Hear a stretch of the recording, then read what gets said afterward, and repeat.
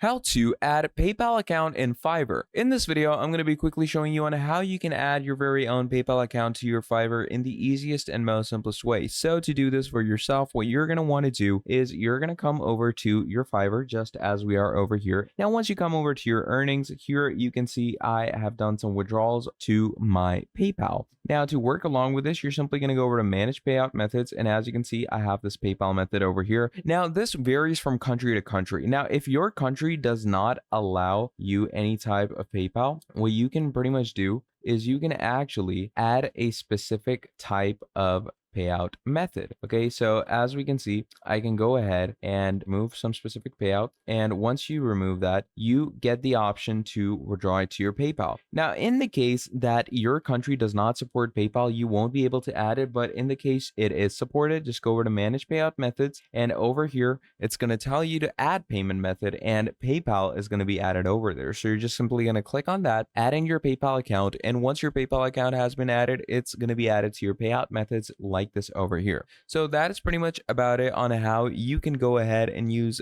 PayPal as your payout method on Fiverr. Thank you for watching this video till the end, and I'll see all of you next time. Have a great day. Goodbye.